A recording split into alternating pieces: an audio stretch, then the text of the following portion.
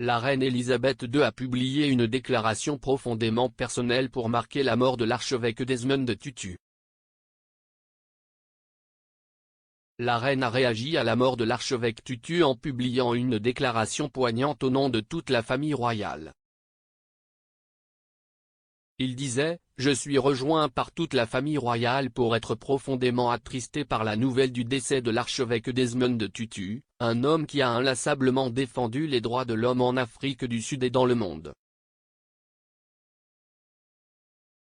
Dans sa déclaration, elle a rappelé avoir rencontré à plusieurs reprises l'archevêque, qui a contribué à mettre fin à l'apartheid en Afrique du Sud. Elle a déclaré « Je me souviens avec tendresse de mes rencontres avec lui et de sa grande chaleur et humour. » La perte de l'archevêque Tutu sera ressentie par le peuple d'Afrique du Sud, et par tant de personnes en Grande-Bretagne, en Irlande du Nord et à travers le Commonwealth, où il était tenu en si haute affection et estime. La reine a rencontré l'archevêque Tutu à plusieurs reprises au Royaume-Uni et en Afrique du Sud. En juin 1999, elle lui a remis la médaille Wilberforce. Le couple s'est à nouveau rencontré en 2000 et, des années plus tard, le monarque a accueilli l'archevêque au palais de Buckingham pour une audience. La reine n'est pas le seul membre de la famille royale à avoir rencontré l'activiste.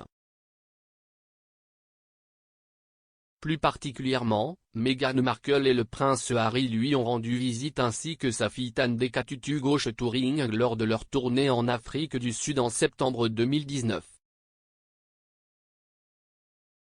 Lors des fiançailles royales, le couple a présenté l'archevêque à leur fils Archie Harrison.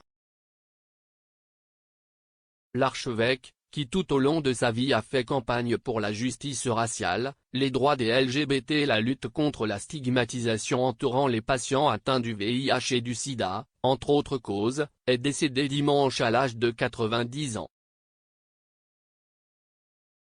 La cause de sa mort n'a pas été révélée. Le docteur Ramphele Manfele, président par intérim de l'archevêque Desmond Tutu IP Trust et coordinateur du bureau de l'archevêque, a déclaré dans un communiqué au nom de la famille Tutu qu'il était décédé paisiblement. Le docteur Manfele a déclaré, en fin de compte, à l'âge de 90 ans, il est décédé paisiblement au Oasis Frail Care Center à Cape Town ce matin. À la fin des années 90, on lui a diagnostiqué un cancer de la prostate et ces dernières années, il a été hospitalisé à plusieurs reprises pour traiter des infections associées à son traitement contre le cancer. L'archevêque a reçu un prix Nobel de la paix en 1984 pour son opposition non violente à l'apartheid, un système de ségrégation raciale institutionnalisé qui a pris fin au début des années 90. Après la fin du régime, il a présidé une commission Vérité et Réconciliation, mise en place pour déterrer les atrocités commises pendant 5 décennies contre la majorité noire en Afrique du Sud. La déclaration de la reine est la dernière d'une série d'hommages adressés aux défunts militants. Le président sud-africain Cyril Ramaphosa a déclaré « Le décès de l'archevêque émérite Desmond Tutu est un autre chapitre de deuil dans les adieux de notre nation à une génération de Sud-Africains exceptionnels qui nous ont légué une Afrique du Sud libérée. » Desmond Tutu était un patriote sans égal. Un communiqué de la Fondation Nelson Mandela a déclaré que la perte de l'archevêque était incommensurable.